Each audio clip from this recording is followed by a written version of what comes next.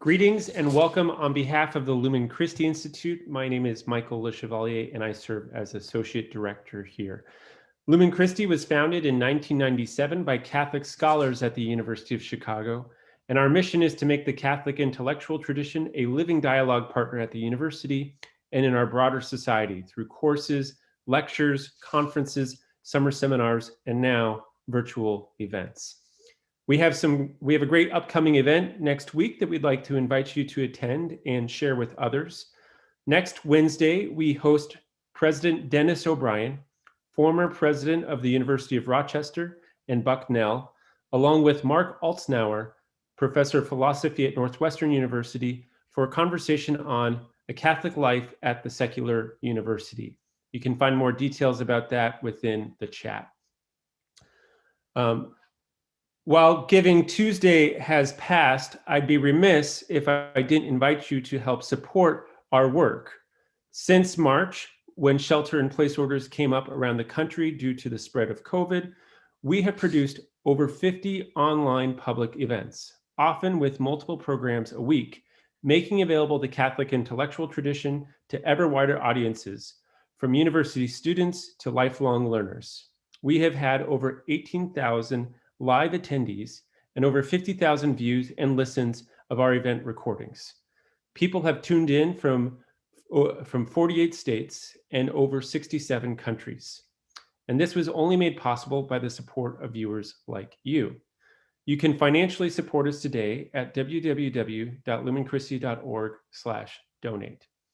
Now, since the 2008 crash, Lumen Christi has been producing programming that draws into conversation economists, bishops, and scholars around topics related to economics and Catholic social thought, often looking at pressing social issues.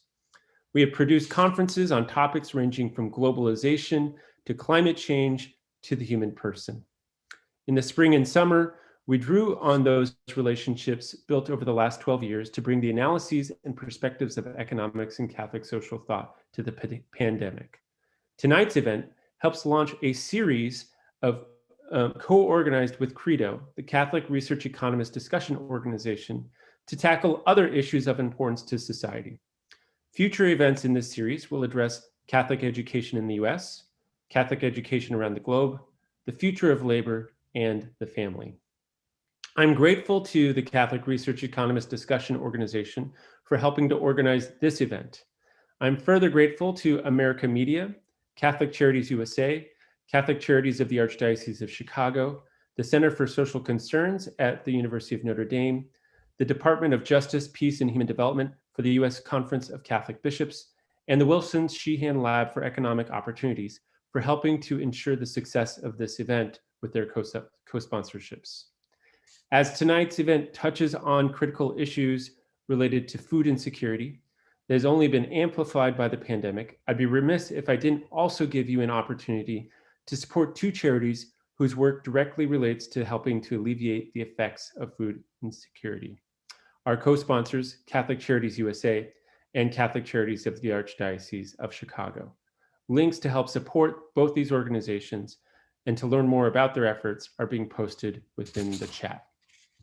At the end of the panel discussion, there will be an opportunity today for question and answers from the audience, and you can post questions at any time using the Q&A button at the bottom of our screen. To help bring us into this event and to moderate our discussion, I will now introduce Christopher Barrett, who is the Stephen B. and Janice G. Ashley Professor of Applied Economics and Management and International Professor of Agriculture at the Charles H. Dyson School of Applied Economics and Management at Cornell University. He also holds professorships in the Department of Economics and of Global Development and is a fellow of the Cornell Atkinson Center for Sustainability. He is co-editor-in-chief of the Journal of Food Policy and has published over 300 publications. Professor Barrett is an elected fellow of the American Association for the Advancement of Science, the Agricultural and Applied Economics Association, and the African Association of Agricultural Economists. He has previously served as the president of the Association of Christian Economics. Chris, it's a pleasure to welcome you back to the Lumen Christi Institute, and thank you for helping to organize tonight's event. Thank you very much for having me, Michael. I really appreciate the chance to join you and the others. And I want to start by sincerely thanking the Lumen Christi Institute and the co-sponsor organizations for creating this opportunity for tonight's conversation. And we're very grateful to those of you who are taking time out of your busy schedules to join us. Thank you. The opportunity to talk about food security is extremely appealing to me. I've spent a lot of my career on this. And before I introduce our four distinguished speakers, I'd also like to offer just a few brief thoughts on the topic as a practicing Catholic as well as an economist who spends time on these topics. Less than 2 weeks ago, we concluded the Roman Catholic liturgical year with a celebration of Christ the King. The gospel reading, some of you will recall, was the familiar teaching from Matthew 25. Amen, I say to you, whatever you did for one of the least of my brothers, you did for me. And Jesus went on to instruct us that he, Jesus, is the hungry. He is the food insecure. Thus we will be judged accordingly. For I was hungry and you gave me no food. We must beware of the hypocrisy of our own righteousness. Prayer and fasting and devotion are all wonderful and important, but how will the food insecure judge us? After all, they should and do and will. For that is how Christ tells us that he will judge us. Further, Christ cautions us in Luke 12:48 that from everyone to whom much is given will much be required, and from those to whom much has been entrusted, even more will be demanded. We, the privileged, should and will be held to a higher standard.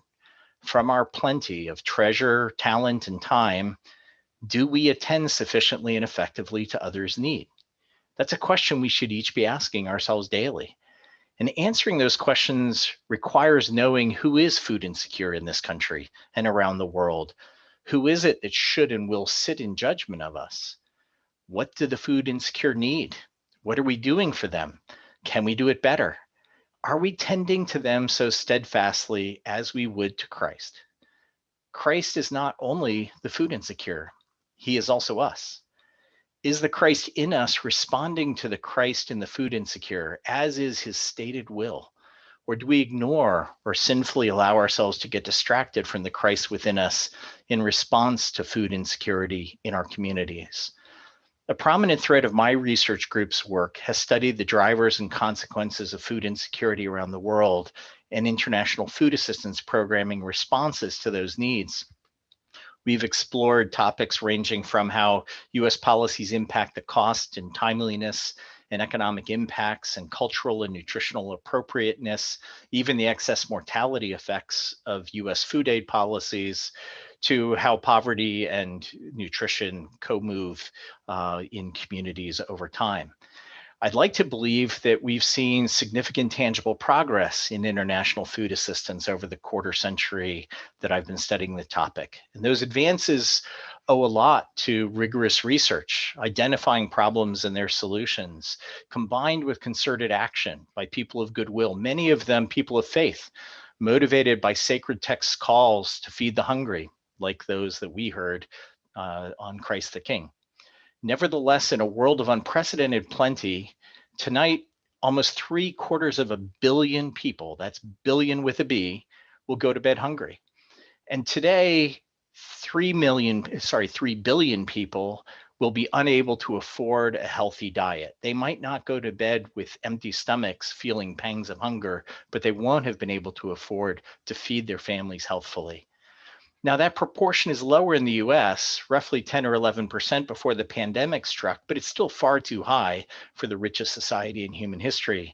So my research group has recently begun to work on US food insecurity as well. We're especially interested in the persistence of food insecurity, because temporary food insecurity caused, for example, by a short bout of unemployment is quite different than the sort of sustained food insecurity that can be precipitated by a disability or by homelessness or the fracturing of a family.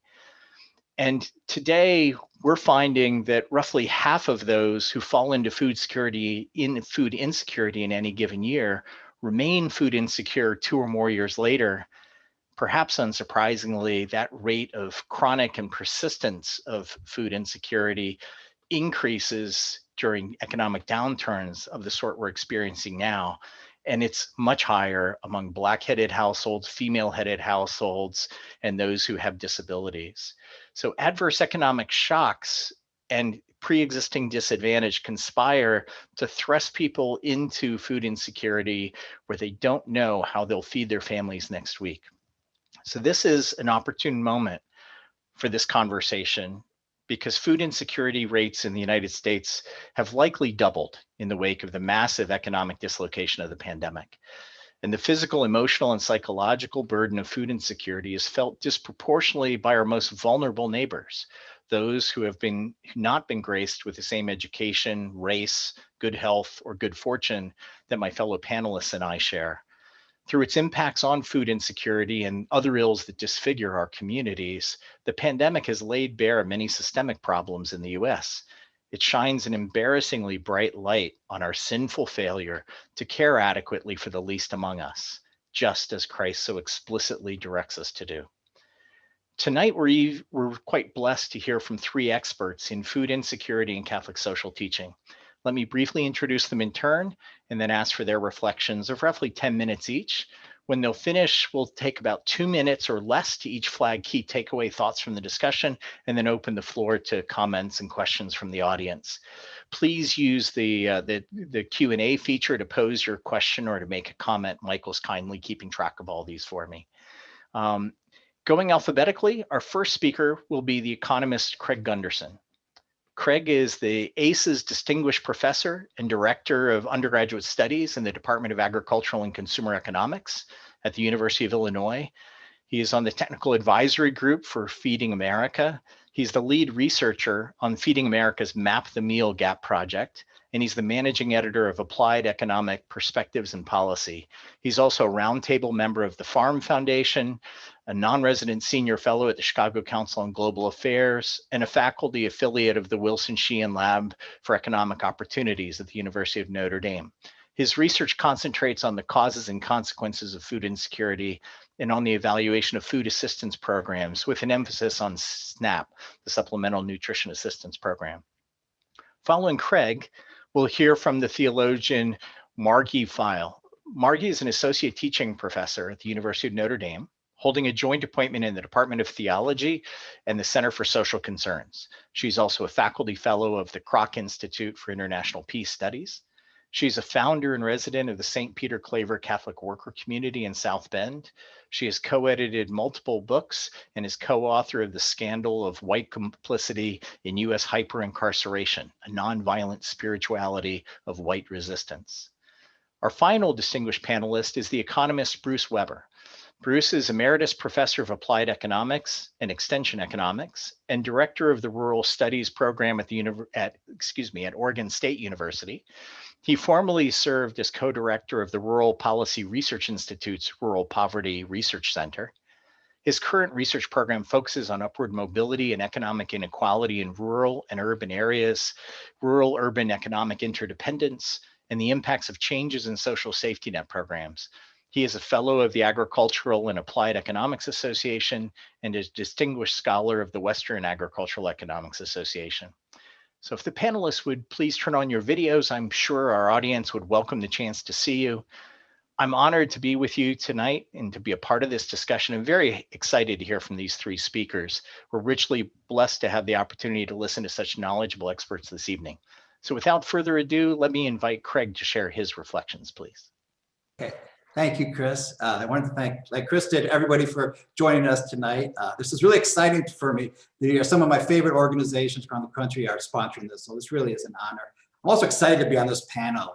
As many of you know, Bruce and Chris are truly giants in the ag econ profession, so I always love being on panels with the two of them. And Margie, we haven't met prior to today, but I graduated from Notre Dame in 1990, and my two sons are there now.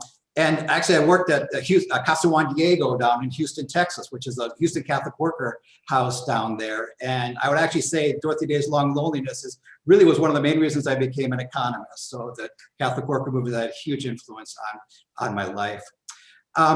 is that, so today, let's begin by talking about what we mean by food insecurity. Okay? There's a well-established set of 18 questions on food hardships. And these have been in place since 1996, and these questions range from, were you unable to have enough money to afford a balanced diet, all the way up to the most severe question, did a child ever not eat for a full day? Okay? And the way this is defined then is that if somebody responds to 3 or more of those 18 questions, that household will be defined as food insecure. Okay?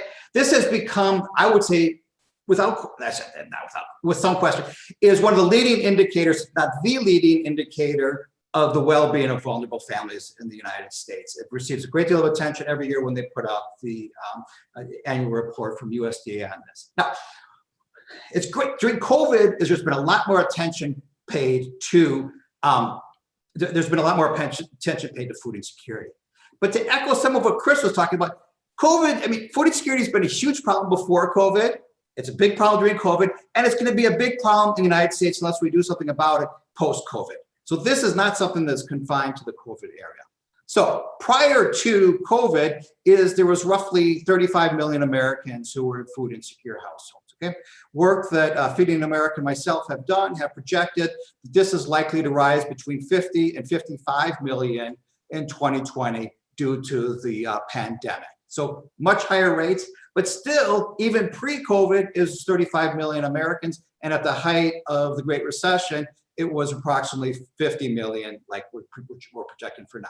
A long-term problem in the United States. Now, the food insecurity is not distributed evenly across our country. And in fact, Bruce is going to talk a little bit about the geographic variation even within Corvallis. And so, Corvallis, Oregon. And then, but the other thing is for those of you who are interested, there's something called Map the Meal Gap. If you Google that, it's on Feeding America's website. You can go and look at, for your county or for whatever county you're interested in looking at, food insecurity for those areas and the projections for food insecurity during COVID. It's not only not distributed evenly geographically, but it's not distributed evenly across socio-demographic groups. There's extensive literature that's examined whether or not a household is food insecure. And the first thing I want to emphasize about that, it's not just poverty. A lot of people think it's only poor people who are food insecure and no non-poor people are food insecure. That's just not true. It's 70% of poor people are food secure. And I'll talk about some of the reasons for why this is the case.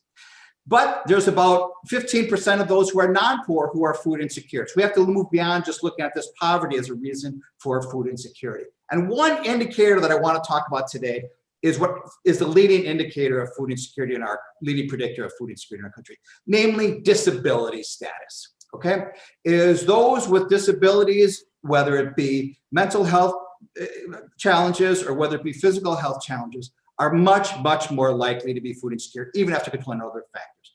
Especially important is mental health challenges that people face. So part of the reason I want to emphasize this is we talk a lot about people being vulnerable during COVID. Those with these disabilities are oftentimes those who are most vulnerable because they're working in jobs, they're oftentimes lost their jobs, okay? And another thing about it is oftentimes they have the most difficulties and challenges navigating a completely new scenario in their lives. So I really want to emphasize this. I also want to mention that our church has been so wonderful at providing this dignity to those with disabilities, whether those disabilities be visible or, as importantly, the invisible disabilities. And so Margie and Bruce may touch on this a little bit, but I think it's really an important issue that we need to be talking more about in our society. Oftentimes those with disabilities, especially those with mental health disabilities, are invisible, and that's unfortunate. Now, I'm reluctant to talk too much about, so this is the determinants, and now momentarily I'm going to talk about some of the things that we can do in our society to address food insecurity and what we are doing. And I'm a little bit, given the theologians on this panel, I'm a little bit reluctant to talk too much about it, but there is this concept of the right to food. And our church has had a long tradition of emphasizing, really, in many of the ways that Chris was talking about as introductory comments, is this notion that there is this profound right to food. And in fact, in one of the encyclicals, I think it's St. John the 23rd talked about this, is that if you're not feeding the poor, you are killing them. In other words, a huge incumbent notion upon all of us to address food insecurity. Okay, so there's this long tradition within our church through encyclicals. And interestingly, is even though the right to food has become quite popular in other spheres, is if you look at the secular tradition in terms of right to food, it's actually closely mirrors our Catholicism, with minus some of the religious terminology.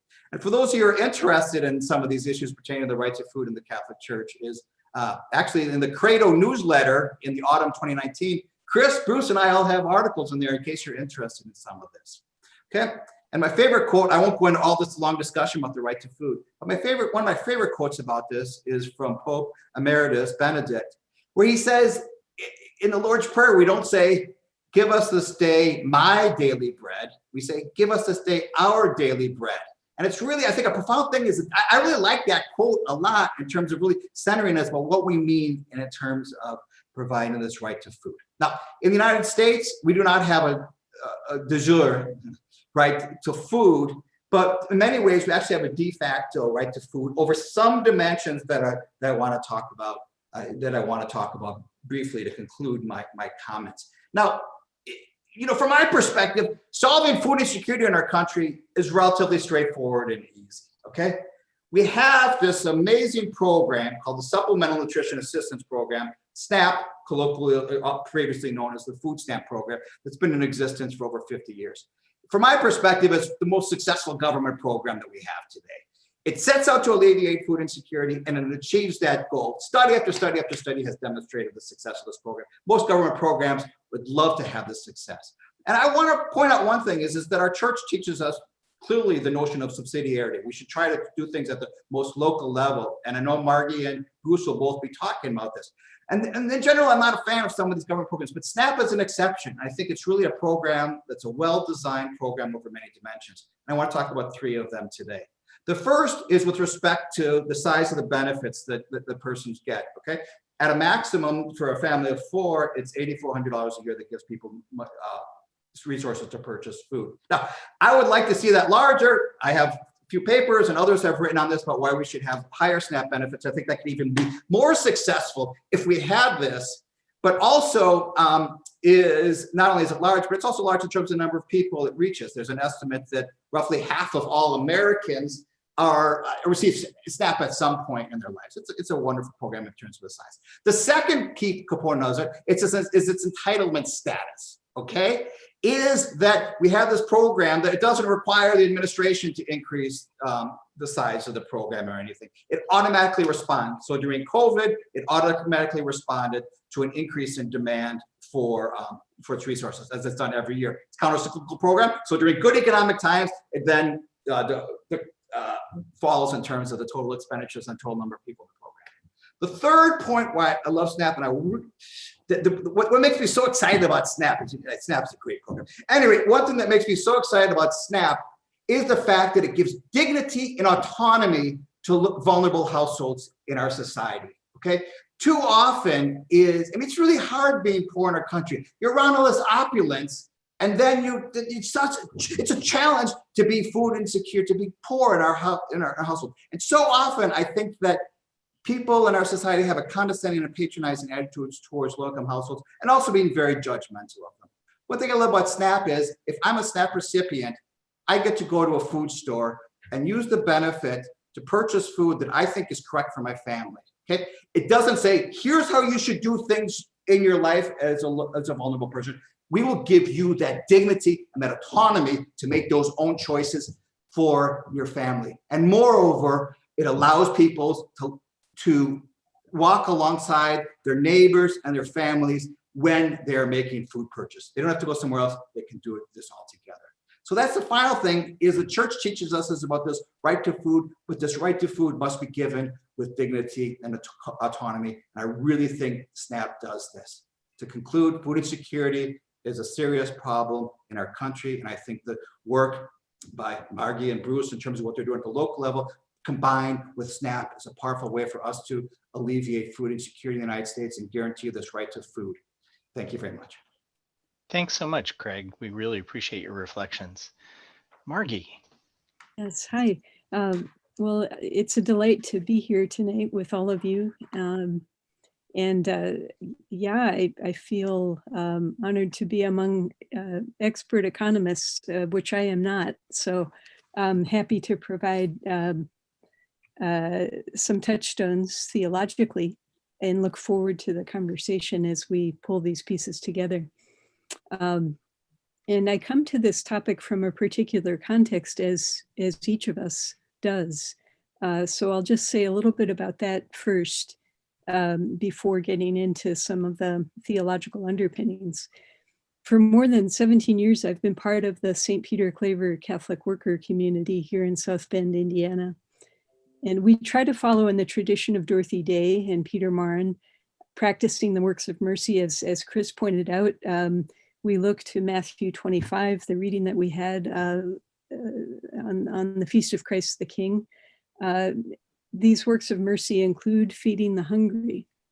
And here in our county, St. Joseph County, before the pandemic, there were about 36,140 people who were identified as food insecure, and 57% lived below the SNAP threshold of 130% poverty. Pre-pandemic, at the national level, 21.8% of African-American households and 18% of Latinx households reported food insecurity, while the national rate was 11.8%. In the context of the pandemic, as both Chris and Craig have noted already, there's no doubt that we are seeing an exacerbation of a longstanding problem. And they are both more well-positioned than I to offer you the best data. But I would like to just focus our attention on the ways in which the pandemic exacerbates the effects, particularly for those who are most vulnerable. So where life is in jeopardy, we are seeing this every day in the context of COVID-19. Those lives are at risk. And that's where the Catholic social tradition invites us to focus our attention in a particular way.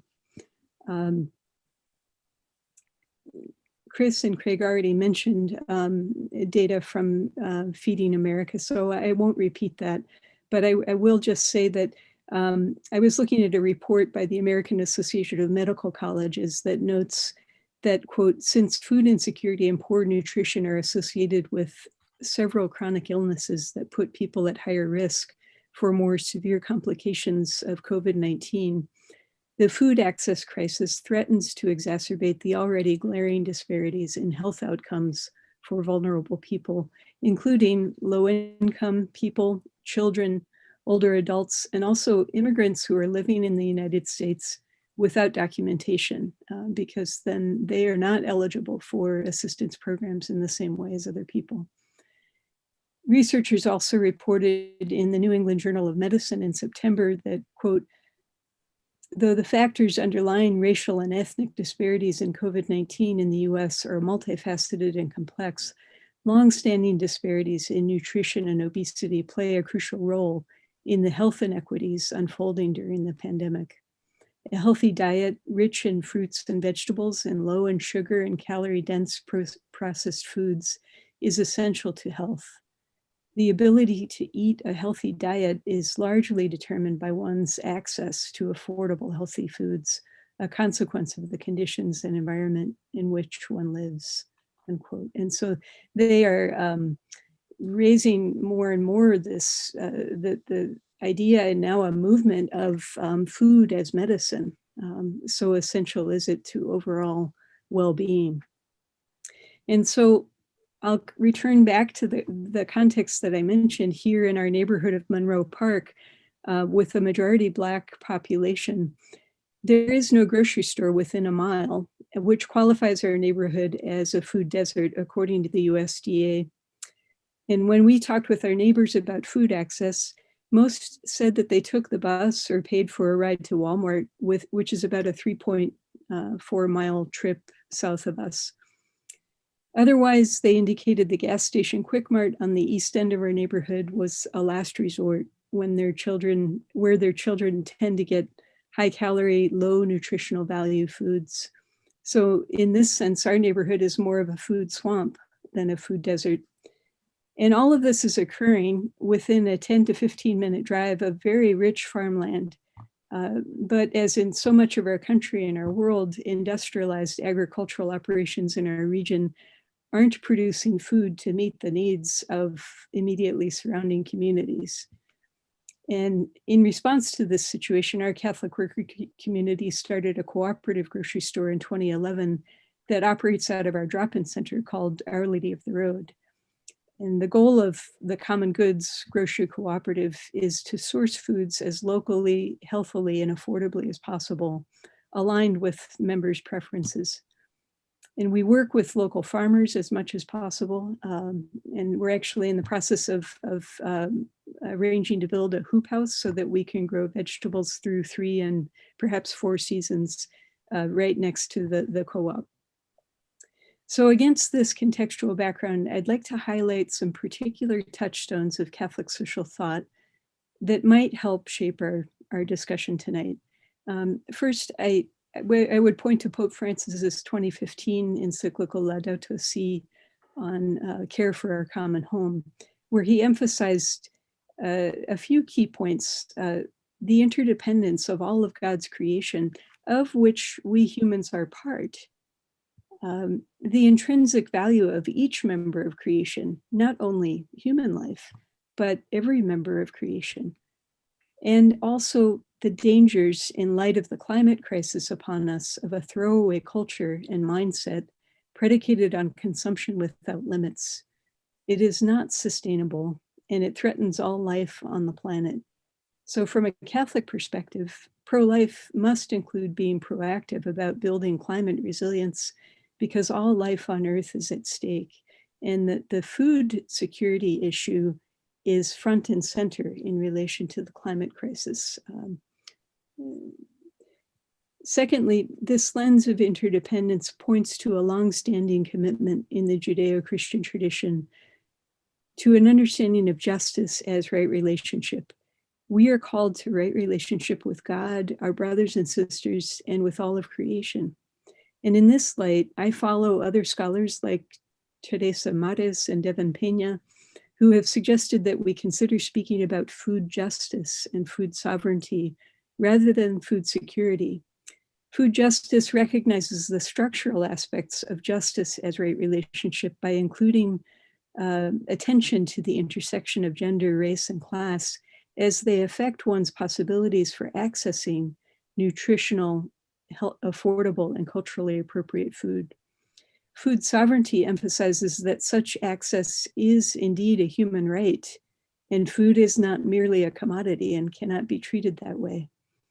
In the Catholic social tradition, human rights are always associated with corresponding duties, as Craig was mentioning. We saw this in John the 23rd's Pacem in Terris, and I think the part that you were quoting, Craig, resonates very well with what Paul VI said in Popular and Progressio, and he was quoting St. Ambrose. If you haven't helped your neighbor in need, you've killed him or her. So such is the correlation between rights and duties. And this correlation is directed toward the flourishing of each person, and every person is part of the common good. So I cannot claim a right to food without also ensuring that my hungry neighbor can exercise that same right. In his most recent encyclical, Fratelli Tutti, Pope Francis points to the parable of the Good Samaritan as a model of the kind of social friendship that Jesus invites when we encounter a brother or sister in need. This relates to the principles of subsidiarity and solidarity. And these, as you noted, Craig, are very useful in effecting food justice and food sovereignty. Subsidiarity involves meeting the needs at hand at the most local level possible.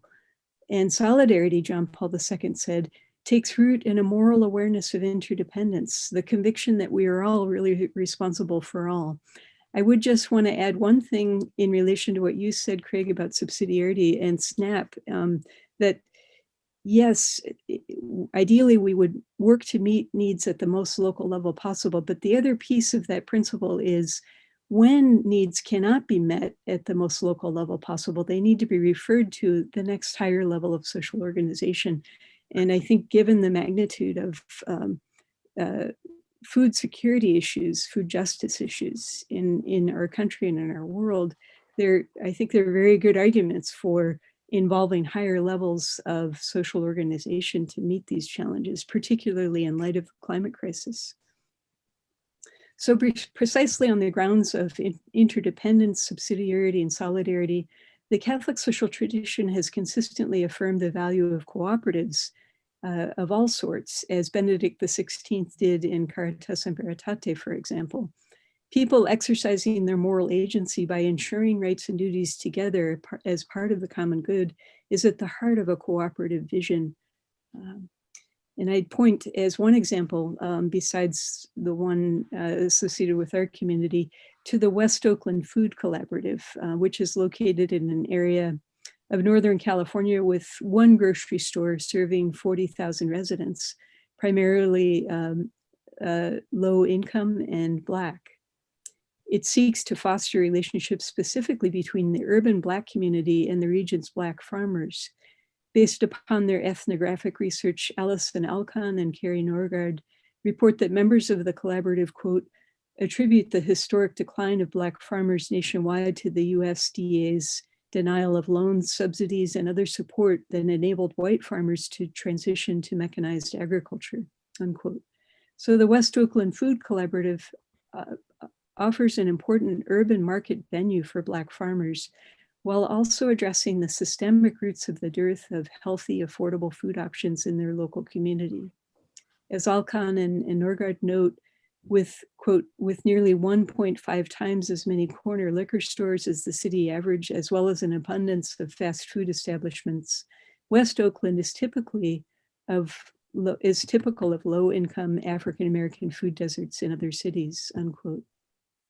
Creating an alternative local food system that affords urban Black residents access to healthy, locally grown food and provides Black farmers with market space serves the end of food justice by transforming the structures of institutionalized racism and white supremacy.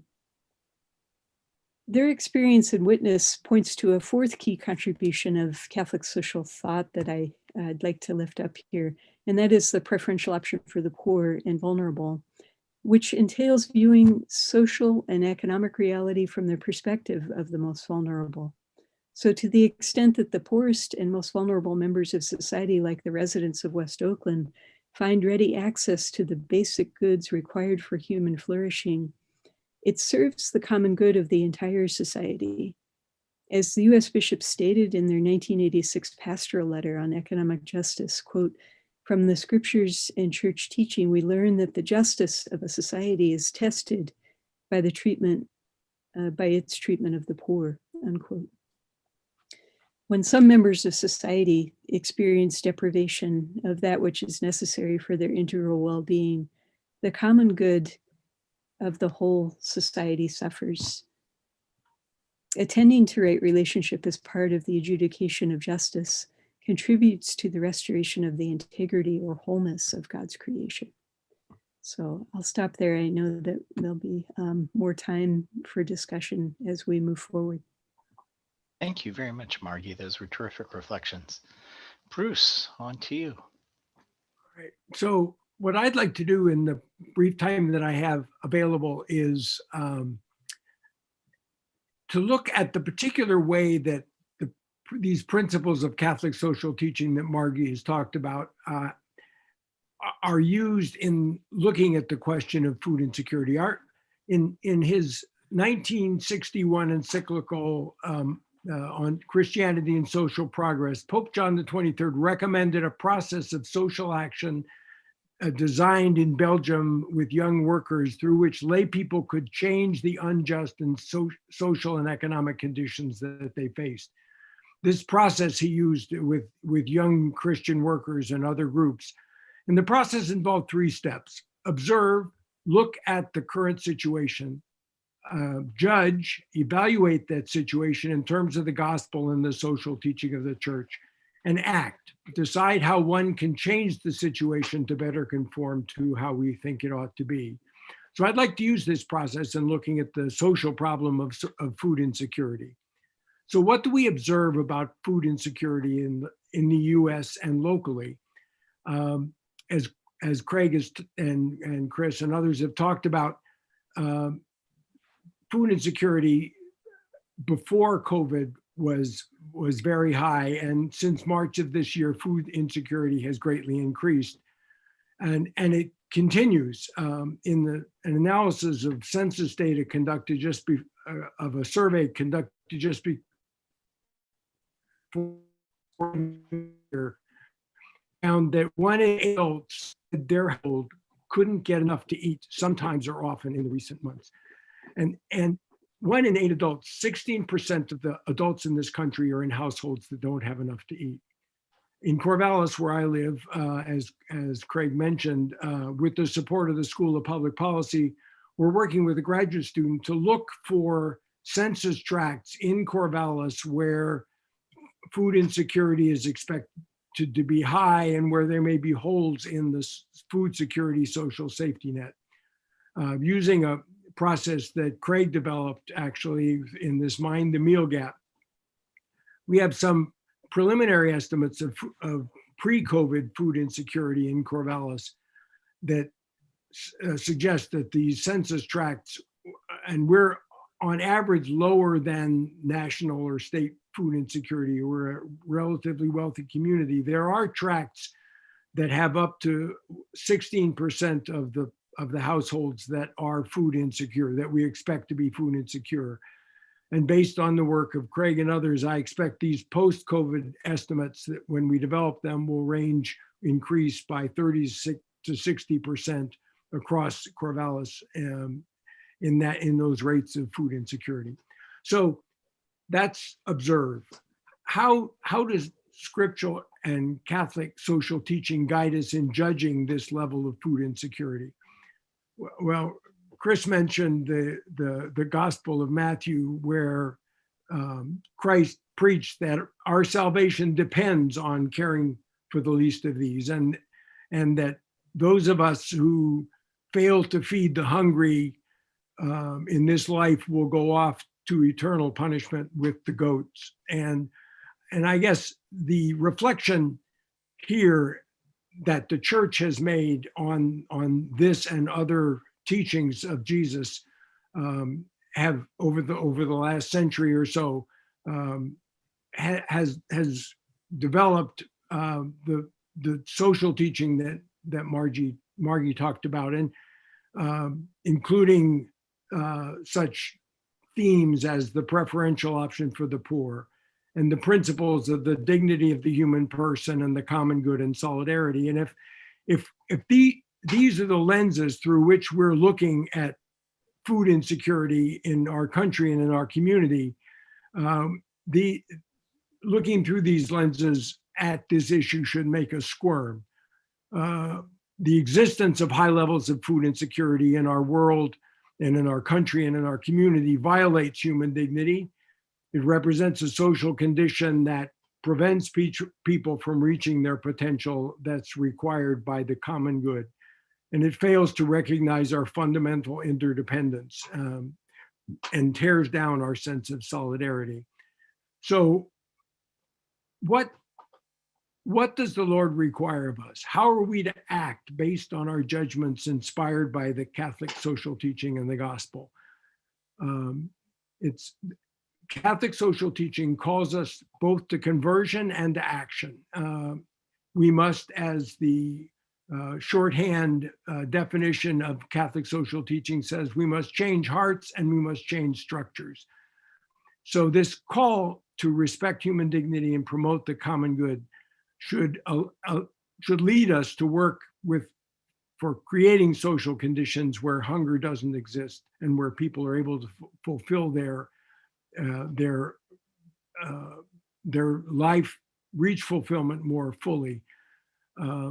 So Catholic social teaching challenges us to act ask how, given our individual situations, roles, and resources, can food insecurity be reduced? And I'd suggest there are a couple ways to act in our own context. Certainly, we can be involved in the political process to help increase the generosity of our food assistance globally and nationally.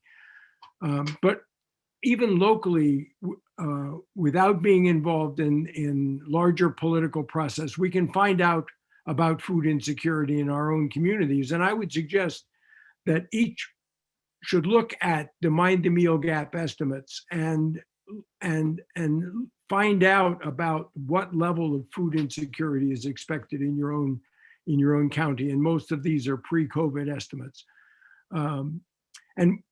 But we also know, as successful as the SNAP program is, and we know that 1 in 3 food insecure individuals lived in households that are unlikely to qualify for the federal food assistance. And so a local social safety net is really needed for people who don't qualify. It's not what we would hope for ultimately, but it is something that can help people get through the gaps where they are experiencing food insecurity. And I know from my work in Corvallis as a volunteer for both the food pantry and the soup kitchen, that demand has increased for both food and both prepared food and for groceries and other food, and we need volunteers to work in this with the increased demands. And so those of you who might be able to should find out what kind of emergency food security system there is in your community and learn about volunteer opportunities. I would say in my remarks, I've focused on how to use this observe, judge, act method to think about food insecurity, but this is the way that we, as a tradition, approach this question. In fact, in his recent encyclical Fratelli Tutti, Pope Francis uses this process. Basically, the first chapter looks at our current experience of shattered dreams associated with globalization, individualism, and the pandemic. And chapter 2 is a meditation, as was said before, on the parable of the Good Samaritan, asking the reader to consider how we react to the strangers we encounter along the road. The remaining chapters are called to personal and collective conversion and action, aimed at renewing the face of the earth through increased solidarity, recognizing our interdependence. And Fratelli Tutti also calls for local action. I'd like to close with just my favorite section of recent, I guess not so recent anymore, Catholic social teaching. It was recent when I started. It's the 1986 Pastoral Letter that was produced by the U.S. Catholic bishops in a document called Economic Justice for All. So the beginning and the end of this document, I'm going to read you from the beginning and the end of this document. The challenge of this pastoral letter, they say, is not merely to think differently, but also to act differently. A renewal of economic life depends on the conscious choices and commitments of individual believers who practice their faith in the world. We can't separate what we believe from how we act in the marketplace and the broader community, for that is where we make our primary contribution to the pursuit of economic justice. And at the end, they say the transformation of social structures begins with and is always accompanied by a conversion of the heart. But personal conversion is not gained once and for all. It's a process that goes on throughout our life. And conversion, moreover, takes place in the context of the larger faith community through baptism into the church, through common prayer, and through our activity on behalf of others, on behalf of justice. Thanks. Great. Thank you very much, Bruce. Very inspiring.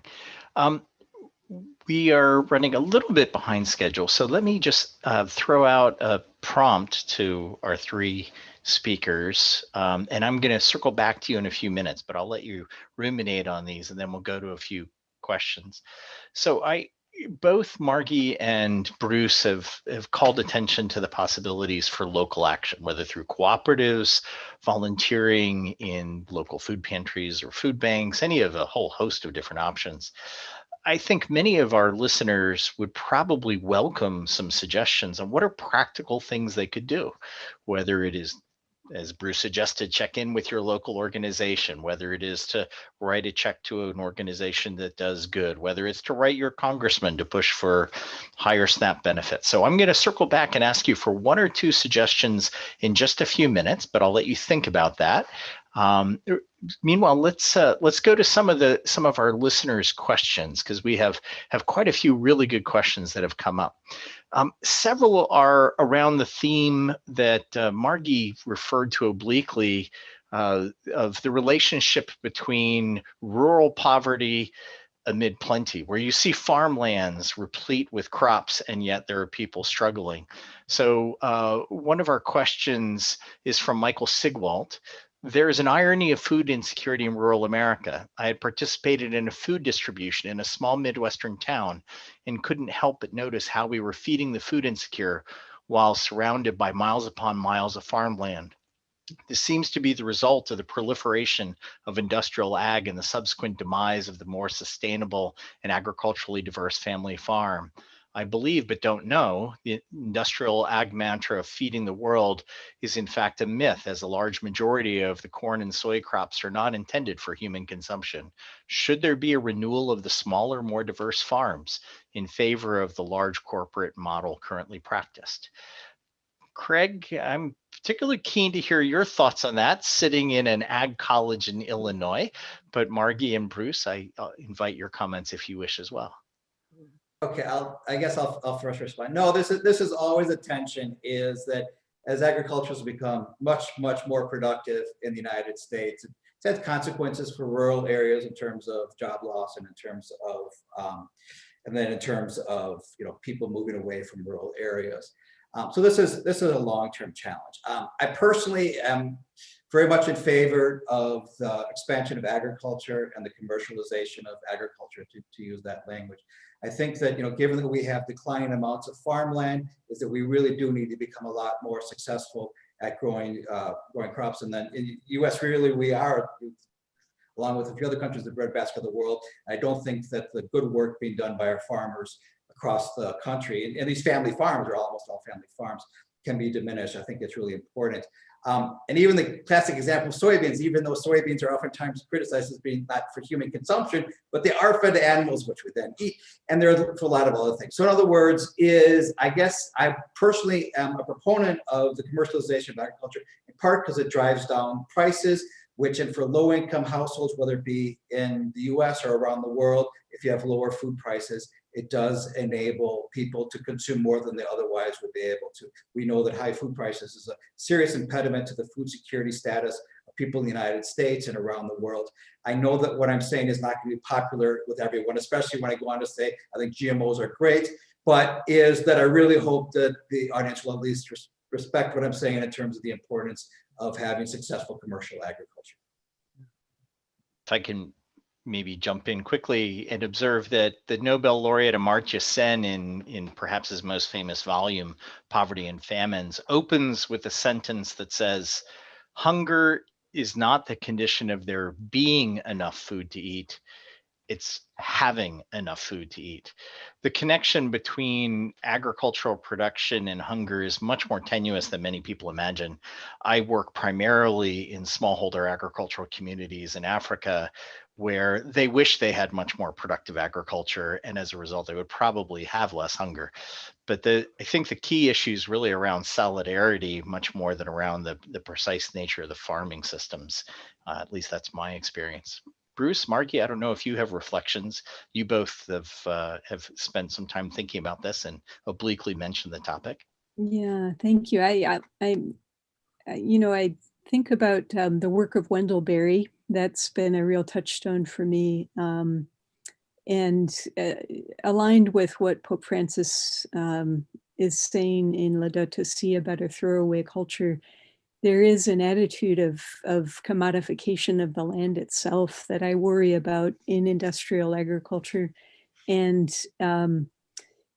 at the local level, in local communities around the world, what could it look like to retrieve practices of growing food on smaller scales, but with greater frequency? So here in South Bend, for example, we have something called Unity Gardens, and it's a project. There are about 50 gardens all over the city, and they're cultivated on empty lots, and wherever people would like to establish one, basically. And the food that's grown is there to be picked by anybody who's in need. And it's just been of tremendous benefit to help people make a connection back to the land, even in the midst of a kind of desolate urban environment.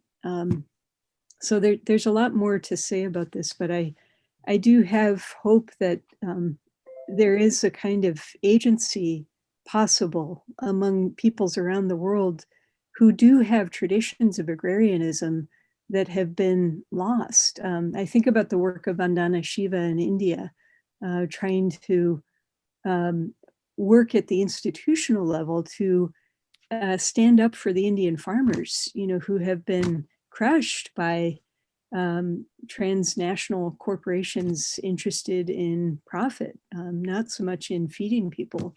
And so anyway, I could say more about that, but I'll stop there.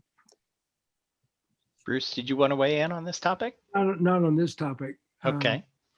Then why don't we move to a question we got from James Kaiser. This is perhaps first for Craig. James asks, Walmart and DoorDash's SNAP solution is 1,000 times the impact per dollar compared to building food pantries or soup kitchens. Do you have thoughts on how this will impact the future of addressing food insecurity? In other words, are tech-enabled social impact initiatives the way forward on food security, particularly in urban areas? And Margie, I'll be interested in your thoughts because you raised the challenge of food deserts, poor people who don't live in easy access to a grocery. Yeah, and at least from the angle that I see it, there's also a technology gap. So people don't have access to the sorts of apps that would help them access things like DoorDash, or there's an information technology gap as well. And so it may be more convenient for people who can stay home. Basically, you think about the pandemic and people who can afford to have groceries delivered to their houses versus the people who are actually going to work in the grocery stores. I have a neighbor who works in a grocery store, and the things he's had to endure because he's considered an essential employee. He's trying to help feed people, but he's gotten incredible pushback of all sorts about things like mask wearing. That without masks, his life is really in jeopardy.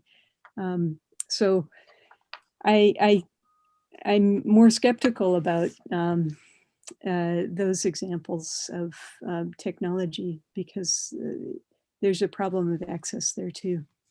Craig, we saw a technological change when we switched SNAP to the electronic benefits transfer cards. I don't know if you have any thoughts, because I know you studied some of that transition of SNAP. Do you have thoughts on using these systems? Yeah, so as Margie might guess, I have a slightly different perspective on this. Walmart really has done a lot to address food insecurity in our country, both through their foundation, but more importantly by bringing food prices low. And I know that this is not unambiguously good. I know there's some trade-offs to this, but again, for low-income households in the United States, one of the most important determinants of food insecurity is the prices they face. I mean, in a place like Houston or Dallas, where food prices are relatively low, people can afford food. You're in the same income in New York or San Francisco, you're not able to afford that food. So I really think Walmart has been at the forefront of this. I think that these new methods of delivering food can have some really big impacts. in the following sense. It's coming back to my discussion earlier about people with disabilities. A lot of people with mobility disabilities, it's easier for them to have food delivered. And maybe we have to think about increasing SNAP benefits for a number of reasons. But one thing is to make sure that people have the resources so they can afford to pay for these things. Senior citizens in our country oftentimes may face struggles of going out to a food store. Having it delivered to them is a great thing. I mean, I know even a lot of food banks are now moving towards this thing of delivering food to people. So I think it really has a lot of opportunities to do this sort of thing to improve the well-being of people. Coming back to your question, sorry, Chris, I want to answer the previous one, but in terms of EBT, one of the great things about EBT is coming back to what I was saying earlier about the dignity and autonomy asserted with SNAP, is that whenever somebody's using SNAP, it makes me proud to be an American. I'm like, it's great that we have this program for everybody. But for a lot of people, they look down on people who are using SNAP. So it used to be, for those of you who are old enough, like myself, is you remember that you have to use coupons. I'd go to a store and I'd use coupons to pay for it. Electronic benefit transfer card gave people dignity and autonomy, so nobody really knows if somebody is using or not using SNAP benefits. And it's reduced a lot of the stigma that's facing low-income households. What we saw is when EBT was implemented, it increased the number of people in the program because the stigma was reduced, and it made people stay in the program for longer. Great. Bruce, any thoughts? Not on that. All right. I've been thinking about your earlier question, though, and when we get back to that, I do have some thoughts. Well, I was going to pose to you in particular, Bruce. Brian Corbett asks, do you have any suggestions on how scholars, students, universities can become more involved in advocacy regarding public policy, such as related to the need for expansion of SNAP benefits during COVID and for more extensive farm bill? Wow, that's a big question. So do I have any suggestions for scholars about how they can advocate? I mean, I think advocates require good information, and good information requires thinking about learning about what's happening locally and learning about how people are affected by the policies that are coming down at them. So I believe that some information about some knowledge about how people use benefits and what are the barriers and what are is an important aspect of the scholarship. But I also think that scholars and advocates, this idea that action and conversion are interrelated, I think is really important. And that one of the ways the change of heart is part of the process, and the change of heart can be stimulated by learning about interaction with the people who are affected and learning about the effects of food insecurity on people's lives, learning their stories, and I think so. I would urge people who want to be involved in advocacy to become more aware of the lives of the people that they're advocating for. Margie, Craig, do you have thoughts on what those in universities can do, especially around advocacy? Yeah, it's a great question. At the Center for Social Concerns here at Notre Dame, we have an advocacy seminar, and students choose particular topics to pursue in the context of group work. And actually, a few years ago, a group of students did work here at the local level to try to ensure greater food access for people who have been incarcerated. And they were successful in that. But it was a formative process as part of the seminar, much along the lines of what Bruce is describing.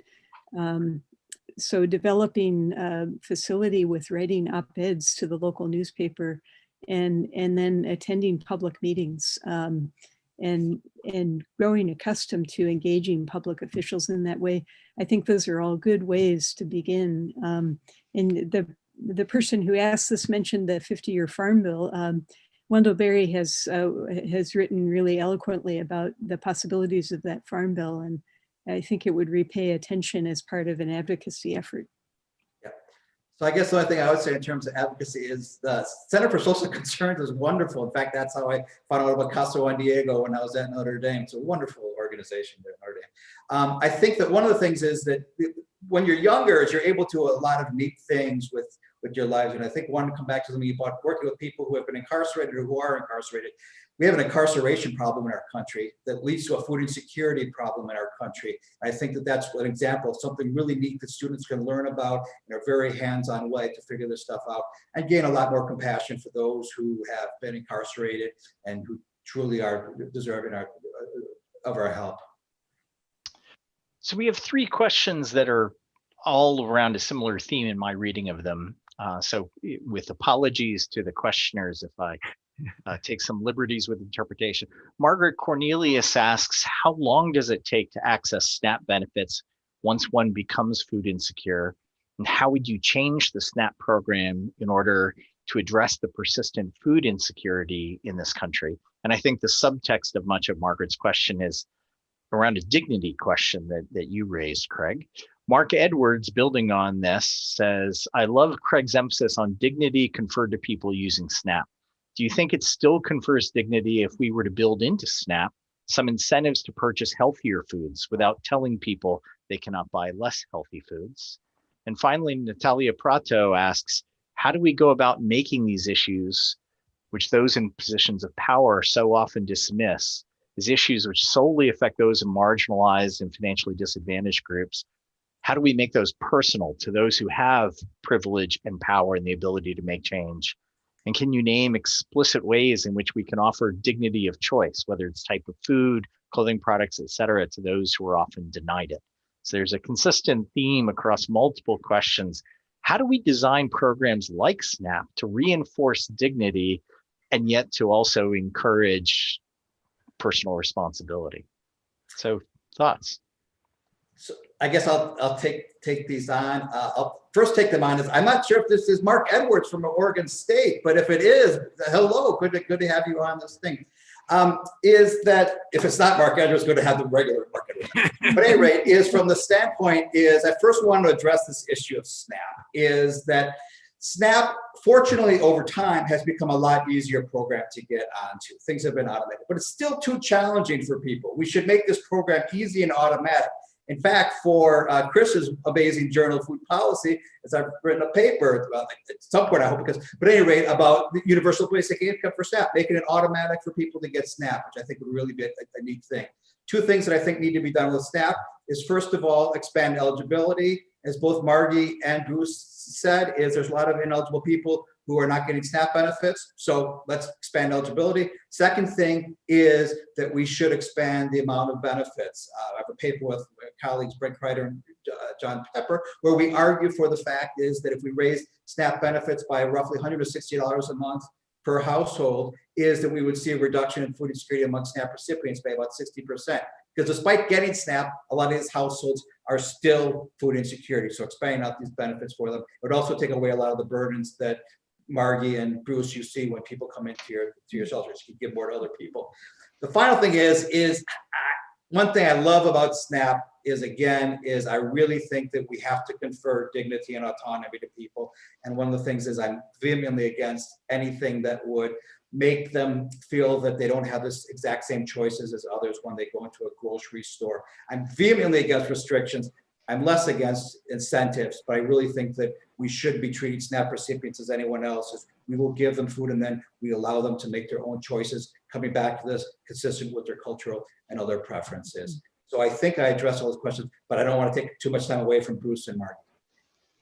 Just a couple of quick things. I don't know if you all have seen this wonderful TED Talk by Ron Finley. It's called The Guerrilla Gardener of LA. And he has started a movement using the greenway strip between the street and the sidewalk to grow food. And he has a wonderful line in that TED Talk. He says, if kids grow kale, they will eat kale. And I think about what I agree with you, Craig, that the idea, I think, is not to restrict people's choice and what they choose to buy with SNAP benefits, but rather increase the appeal of the options available. So, for instance, there's the Double Your Bucks program that allows for food benefits to be used at farmers markets. And actually, that's something that our co-op has looked into, and our local farmers market does participate in. So if people had venues where they could buy fresh, locally grown produce, wouldn't that be wonderful? And I think that increases the possibility of people choosing healthy foods because they would be available. And they're certainly not available at the corner gas station. Bruce? I just reinforce what Margie just said about there are local initiatives that allow people to use SNAP benefits and basically multiply them to buy local food at local food markets, which move in the direction that I think Mark is suggesting. Great. Well, so I warned you all that I was going to circle back and put you on the spot to give us one or two suggestions to close with. And Bruce mentioned Fratelli Tutti, which I've been reading and enjoying. So let me just read the last sentence of paragraph 64 to preface my call for you to each give us one or two things to do. Pope Francis writes, "We have become accustomed to looking the other way, passing by, ignoring situations until they affect us directly." I suspect none of our listeners, thankfully, is being affected directly by food insecurity right now. What would you have them do so that they don't pass by and look the other way? Well, I think, I think volunteering at a local food pantry or soup kitchen is one way of exposing yourself to what we don't experience, those of us who are privileged in our lives. And I think that's one step on the way to this conversion of heart, which is required in order for us to move and act justly and correctly. So I think if one thing to do is to explore volunteer opportunities and take them, because they will change your life if you take them. Great, thank you, Bruce. Margie? Yeah, I think it's related to what you just said, Bruce, but building relationship with people, human beings who live in areas where food injustice is highest in one's own local community. So I think this can happen through parish twinning, for example, or boys and girls clubs. It could happen through volunteering at a food pantry or a soup kitchen. But the key is building relationship and then allowing that relationship to inform one's conscience so that the step toward action around structural transformation can happen, because we can meet the needs of the person who's just been beaten up on the road, but then we need to ask what's the structural system here that is leading to this person's harm, and not only one person but millions of people. I think that structural work needs to happen, and people who are very privileged have a special obligation to work for that transformation. But it happens through relationship. And Craig, what's your one thing that people should think of doing? Like, unfortunately, you chose the least eloquent person to finish this off. But I think that one thing that we really have to do is, one of the things when we did Map the Meal Gap for Feed America is to really emphasize is that food insecurity is all across our country, every county, no area is immune to this. So I think we really have to think about it is our neighbors who are in danger of food insecurity experiencing this. And I think we just need to have a lot more compassion for those who are struggling and really thinking about the struggles. I want to come back to this, especially with those with disabilities, is we don't always observe those with mental health disabilities. We don't always observe those who are struggling. So let's give people the benefit of the doubt and really think about how we can help them out. During COVID, as there's been a lot more experiences of food insecurity, as you correctly note, food insecurity has been increasing. Let us hope that this compassion that has been shown across our society to millions of people will continue long beyond COVID ends. Fantastic. So I guess I would just close with my own final thought on this. I utterly agree with the need to build relationships I also think we need to be very careful to recognize the systemic problems that give rise to the suffering in our own communities. I mean, we see a society that is more unequal than any we've seen in a century. The inequalities and the very real human suffering that disfigures our own communities and the entire world is something that we alone can tackle. So the people who are on this seminar this evening are literate enough to be online and paying attention to a seminar. Please don't underestimate your ability to influence your elected leaders and people in positions of authority within the corporate world and the nonprofit world. Serve your neighbors, but don't be bashful about speaking up to those in power. We really need all of you to speak up because lots of voices can be heard. So with that, let me turn it back over to Michael. I think you have a few final words. Well, I think on behalf of the audience and on behalf of Lumen Christi and Credo and all of the other co-sponsors, a proper final word is a thank you to our panelists here for a rich dialogue between economics and Catholic social thought. Unfortunately, sometimes in the academy, it is too easy to live in our silos. And one of the beauties, I think, of our church is that it can help break down some of these barriers, even those high barriers that we have within the university itself. So thank you for helping to model a fantastic conversation, focusing on these critical social issues that we all care about. And thank you to our audience for joining us. You can register today for our conversation next week between Dennis O'Brien and Mark Alsnauer on a Catholic life in the secular university, not a program to be missed. Join our mailing list today to stay tuned for future programs that are a part of our Economics and Catholic Social Thought series. And finally, I want to issue a word of gratitude to Credo for helping to organize this event, especially Chris and Craig as representatives of Credo for pulling this panel together.